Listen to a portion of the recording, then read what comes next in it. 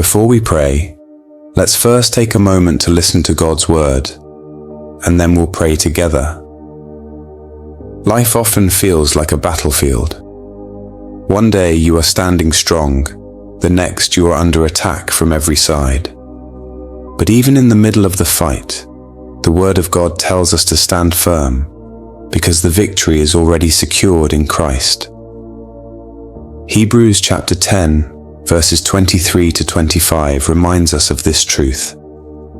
Let us seize and hold tightly the confession of our hope without wavering, for he who promised is reliable and trustworthy and faithful to his word. And let us consider thoughtfully how we may encourage one another to love and to do good deeds, not forsaking our meeting together as believers for worship and instruction, as is the habit of some, but encouraging one another, and all the more faithfully as you see the day of Christ's return approaching. These words remind you that your faith should never be dependent on circumstances. God's faithfulness does not change when life becomes difficult. He is not trustworthy only on good days. He is faithful always. When you feel weak, he remains strong. When you feel unsure, his word is still certain. That is why you are urged to seize and hold tightly your confession of hope. Let nothing shake it. Let nothing steal it. But the scripture also instructs us not to walk this journey alone. It tells us to encourage one another, to remind each other of God's goodness, to keep pointing each other back to Jesus. Faith is strengthened when believers lift each other up, pray for one another, and gather to worship the one who sustains them all. Perhaps you are watching this while carrying a heavy burden. Maybe you are weary from battles that seem endless. It could feel like one problem has followed another without giving you room to breathe. Life has a way of pressing in so tightly that it leaves you feeling cornered, defeated, or even forgotten. If that describes you, take heart. You are not the first to feel this way, and you are not alone in it. Think about blind Bartimaeus in Luke chapter 18. Verses 37 and 38 say, "They told him, 'Jesus of Nazareth is passing by.' He called out, 'Jesus, Son of David, have mercy on me.' Bartimaeus did not let his condition silence him. He did not let the crowd keep him from reaching out. Instead, when he heard that Jesus was near, he cried out for mercy.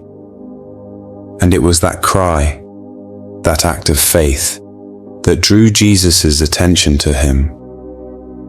This is your call too.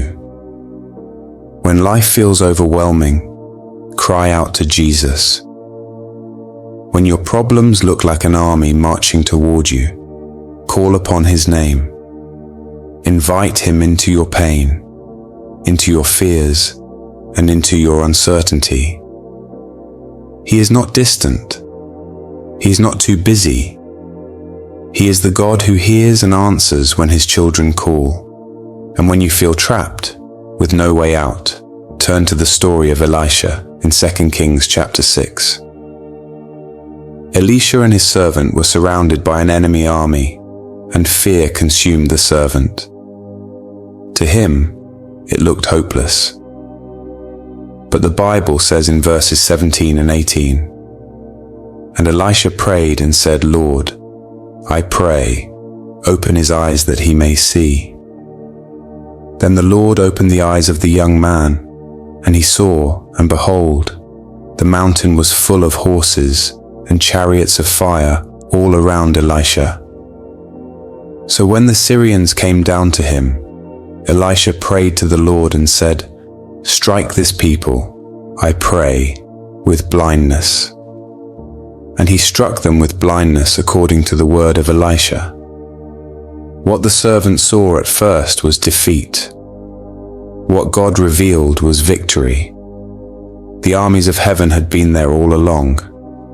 The danger was real, but God's presence was greater.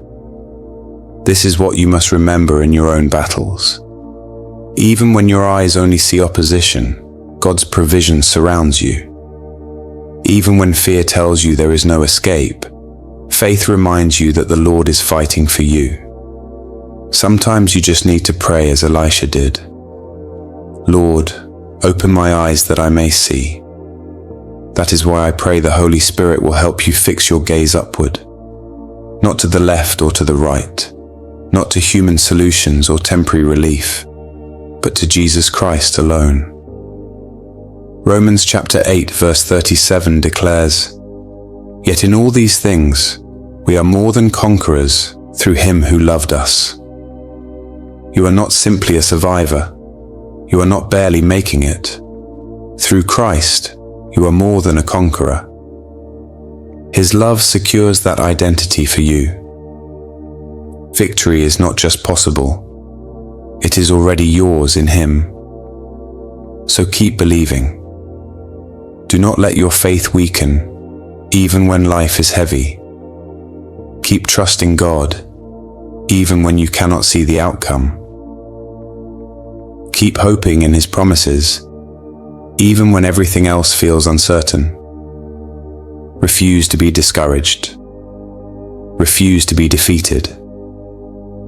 Instead, stand on the word of God, which is eternal, unshakable, and living. God has already promised, "I will never leave you nor forsake you." That promise does not expire. It does not change based on your circumstances. It is true in your valley and on your mountaintop. It is true in your weakness and in your strength. If today you are weary, let this truth refresh you. You are held by a God who cannot fail. You are covered by a Savior who has already conquered the grave. You are filled with the Spirit who empowers you to stand. Lift your cry to Jesus like Bartimaeus. Lift your eyes like Elisha's servant. Lift your heart like Paul, who boldly declared that nothing can separate you from the love of God. So hold tightly to your confession of hope. Encourage others in the faith. Stand firm in the word. Now let's take a moment to pray together. Lord Jesus, my hope is in you. My faith is in you, and my trust is in you. I confess before you that apart from you I have no strength and no lasting peace. You are my light and my salvation. Whom shall I fear? You are the stronghold of my life. Of whom shall I be afraid? These words from Psalm 27 verse 1 remind me that no matter what I face, I am safe in you. I pray for every person listening to this prayer. Lord, you know those who are discouraged and weighed down. You know those who are tired and weary, those who feel like they cannot take another step.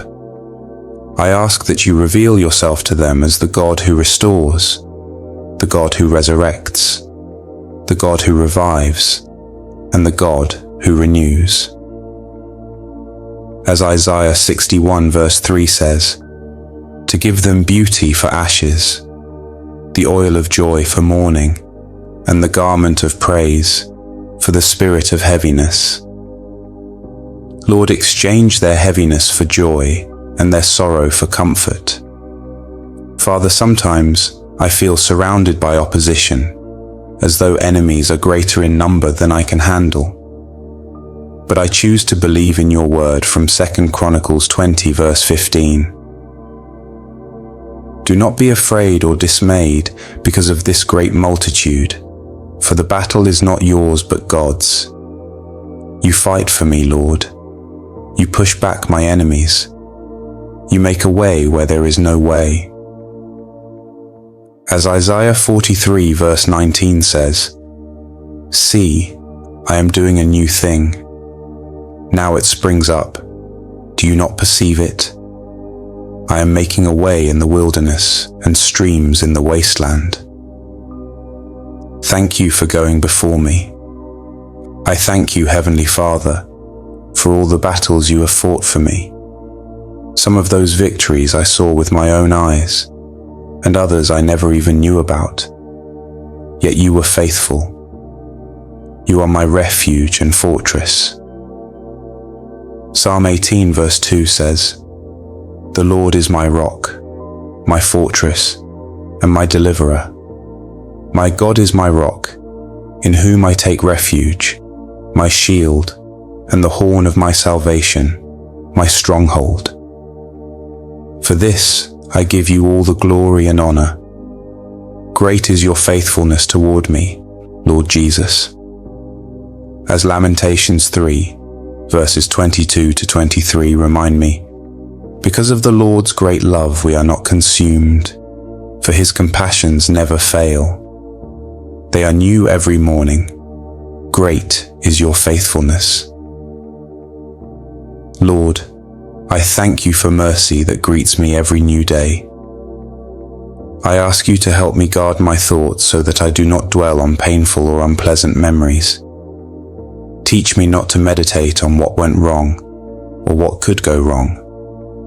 Instead, keep my thoughts fixed on you. I long for that perfect peace, Lord, so teach me to rest my mind in you.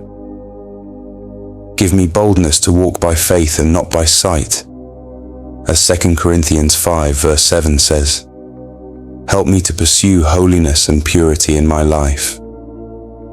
Let the Holy Spirit fix my eyes on Jesus, the author and finisher of my faith. Lord, I long to walk more closely with you. Draw me nearer each day. Let me walk in the Spirit so that I do not fulfill the desires of the flesh. Galatians 5 verse 16 says, "So I say, walk by the Spirit, and you will not gratify the desires of the flesh." Teach me to live in daily surrender to the Spirit's leading. Give me courage to act on the trust I place in you, and let that trust be evident in my choices and actions. Help me not to be consumed by fear, but fill me with faith. Psalm 34 verse 4 says, "I sought the Lord, and he answered me. He delivered me from all my fears." Deliver me, Lord, from every fear that tries to take hold of me. You know my beginning and my end. You know my strengths and my weaknesses. I cannot face life without you. You are my sustainer. When anxiety tries to take hold of me, remind me of your promise in 1 Peter 5 verse 7. Cast all your anxiety on him because he cares for you. Lord, help me to cast every burden upon you. Teach me not to carry the load by myself, but to lean on your strength. You yourself have spoken in Matthew 11, verses 28 to 29. Come to me, all you who are weary and burdened, and I will give you rest. Take my yoke upon you and learn from me, for I am gentle and humble in heart, and you will find rest for your souls. Lord, I come to you. Give me rest in your arms. Take away the weight that tries to pull me down. If I fall, pick me up. If I stumble, steady me. If I am weary, renew my strength. Lord, let me be like that tree, deeply rooted in your word, nourished by your Spirit, unshaken by seasons of drought, and always fruitful for your kingdom. My heart trusts in you, King Jesus. Psalm 23 reminds me that you are my shepherd, and I lack nothing. You make me lie down in green pastures. You lead me beside still waters. You restore my soul. You guide me along the right paths for your name's sake. Even when I walk through the darkest valley, I will fear no evil, for you are with me. Your rod and your staff, they comfort me. For this comfort, this restoration, and this unfailing love, I give you thanks. Thank you for being my shepherd, my rock, and my peace.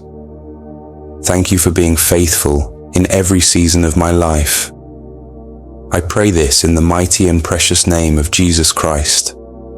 Amen. If this prayer has touched your heart, please type Amen as a sign of faith. I pray that every blessing in this prayer is now upon you in the name of Jesus.